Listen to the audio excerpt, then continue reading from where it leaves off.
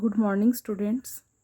আজকে আমরা আলোচনা করব অষ্টম শ্রেণীর গণিত প্রভা বইয়ের নবম অধ্যায় অর্থাৎ ত্রিভুজের দুটি বাহু ও তাদের বিপরীত কোণের সম্পর্ক অধ্যায়টির কোষে দেখি 9 এর 3 নম্বর অঙ্কটি। প্রশ্নে বলা হয়েছে এ বি এবং সি ডি সরলরেখাংশ দুটি পরস্পরকে ও বিন্দুতে সমদ্বিখণ্ডিত করে। প্রমাণ করি যে এসি ও বিডি সরলরেখাংশ দুটি পরস্পর সমান্তরাল। এসি বিডি চতুর্ভুজটি কী ধরনের চতুর্ভুজ তা লিখি। উপপাদ্যটি প্রমাণের জন্য প্রয়োজনীয় ছবিটি আমরা প্রথমেই অঙ্কন করে নিয়েছি। তো বলা ছিল এ বি এবং সিডি সরলরেখাংশ দুটি পরস্পরকে ও বিন্দুতে সমদ্বিখণ্ডিত করে। তার জন্য আমরা এ বি এবং সিডি দুটো সরলরেখাংশ অঙ্কন করেছি এবং তারা যেহেতু ও বিন্দুতে সমদ্বিখণ্ডিত করার অর্থ হচ্ছে সমান দুই খণ্ডে বিভক্ত করে, অর্থাৎ এ ও আর ও বি দূরত্ব সমান হবে, সিও আর ওডি দূরত্ব সমান হবে। এবার আমাদেরকে প্রমাণ করতে বলেছিল এসি এবং বিডি সরলরেখাংশ দুটি পরস্পর সমান্তরাল। কোন দুটো সরলরেখাংশ? এসি এবং বিডি, এই দুটো সরলরেখাংশ সমান্তরাল, তাই তো? তার জন্য আমরা এসিটাকে যুক্ত করেছি এবং বিডিটাকে যুক্ত করেছি। তো প্রথমেই প্রশ্নে যা প্রদত্ত আছে সেটা আমরা ভালো করে লিখে নেব। সেটা বলা আছে প্রদত্ত কি, এ বি এবং সিডি সরলরেখাংশ দুটি পরস্পরকে ও বিন্দুতে সমদ্বিখণ্ডিত করে। ও বিন্দুতে সমদ্বিখণ্ডিত করে তার অর্থই হচ্ছে এ ও বি এই দুটো সমান হবে, এ ও এই রেখাটা আর ও বি এই রেখাটা সমান হবে, এবং সিও আর ওডি এরাও সমান হবে, অর্থাৎ সিও এই দূরত্বটা আর ওডি এই দূরত্বটা সমান হবে।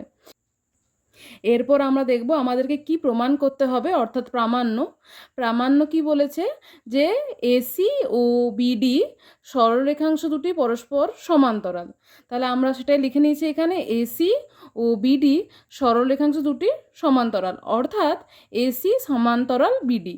মানে এই এসি সরলরেখাংশ আর বিডি সরলরেখাংশ দেখে যেগুলোকে সমান্তরালই মনে হচ্ছে তারা সমান্তরাল, এটাই আমাদেরকে প্রমাণ করতে হবে। এরপর আসছি অঙ্কনে। অঙ্কন কি করেছি দেখো, এসি আর বিডি যুক্ত করেছি, সেটাই আমি লিখেছি অঙ্কনে, এসি এবং বিডি যুক্ত করা হলো। আচ্ছা, এরপর আসবো প্রমাণে। তো প্রমাণটা বোঝানোর জন্য প্রথমেই আমরা কি করতে হবে দেখে নিচ্ছি একবার। এসি আর বিডি এই দুটো রেখা, তাদের এবি হচ্ছে ছেদক।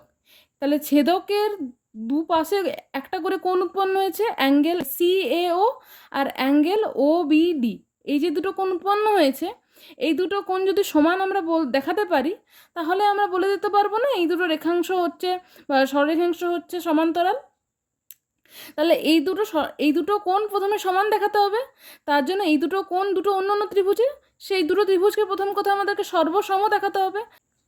কি করছি দেখো, প্রমাণে আমরা করছি ত্রিভুজ এ ও সি, এই যে বাঁ দিকের উপরের ত্রিভুজটা, ত্রিভুজ বি ও ডি, এই দুটো ত্রিভুজকে সর্বসম দেখাবো। তাই সর্বসম দেখানোর জন্য দুটো বাহু আর তাদের মধ্যবর্তী কোণটাকে সমান দেখাবো। দেখো প্রদত্ত আছে এ ও সমান ও বি, তাহলে প্রথমে আমরা ওটাই লিখে নিয়েছি, এ ও সমান ও বি প্রদত্ত। এরপরে দেখো অ্যাঙ্গেল এ ও সি আর অ্যাঙ্গেল বি ও ডি এরা কি বিপ্রতীপ কোণ না? তাহলে বিপ্রতীপ কোণ পরস্পর সমান হয় আমরা জানি। তাহলে এই দুটো কোণ সমান, কারণ বিপ্রতীপ কোণ এ O C B O D. আবার প্রদত্ত ছিল কি সিও সমান ওডি, তাহলে সিও এই বাহুটা আর ওডি এই নিচের বাহুটা এই দুটো সমান, তাহলে সেটাও লিখেছি।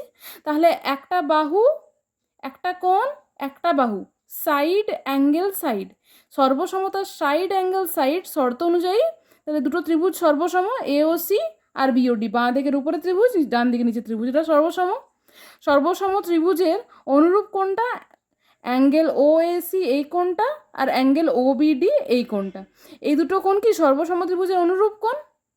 আবার অ্যাঙ্গেল ও এ সি এবং অ্যাঙ্গেল ও বিডি কোণ দুটি কি এ বি ছেদকের সাপেক্ষে এসি ও বিডি সরলরেখাংশ দ্বয় দ্বারা উৎপন্ন একান্তর কোণ। দুটো সরলরেখাংশ দ্বারা উৎপন্ন একান্তর কোণ সেগুলো সমান হয়, তখন কি হয় সরলরেখাংশগুলো সমান্তরাল হয়ে যায় না? তার মানে এসি সমান্তরাল বিডি, মানে এসি সমান্তরাল বিডি, এটা প্রমাণ করতে পারলাম। দেখো ঠিক যেভাবে প্রমাণ করলাম এসি সমান্তরাল বিডি, সেই একই রকমভাবে এডি আর বিসি এই দুটো যদি রেখা আমরা অঙ্কন করে নিয়ে এই দুটো ত্রিভুজ পেতাম, ত্রিভুজ এওডি আর ত্রিভুজ বিওসি, এই দুটো ত্রিভুজকে যদি সর্বসম দেখাতাম সেইভাবে আমরা পেতাম না এডি সমান্তরাল বিসি। এবার তাহলে আমরা কি এসি সমান্তরাল বিডিও পেলাম, এসি সমান্তরাল বিডি পেলাম, আবার এডি সমান্তরাল বিসিও পেলাম। চতুর্ভুজ এ সি বিডি চতুর্ভুজের কী হচ্ছে, এসি আর বিডি সমান্তরাল, আবার এডি আর বিসি সমান্তরাল। তাহলে এসি বিডি চতুর্ভুজটি কি একটা সামান্তরিক। তাহলে আমাদের যে প্রশ্ন ছিল কি, এসি বিডি চতুর্ভুজটি কী ধরনের চতুর্ভুজ, তা লিখি। তাহলে আমরা লিখলাম যে এসি বিডি চতুর্ভুজটি একটি সামান্তরিক। আচ্ছা, তোমাদের জন্য পুরো প্রমাণের ছবিটা আমি একবারে দেখিয়ে দিলাম। যদি কারোর কোনো কিছু বুঝতে অসুবিধা হয় অবশ্যই আমাকে কমেন্ট বক্সে জানাতে পারো। আজ এই পর্যন্তই। পরের দিন আরেকটা নতুন উপপাদ্যের প্রয়োগ নিয়ে আলোচনা করব। ঠিক আছে, সবাই ভালো থাকবে আর পড়াশুনো করবে।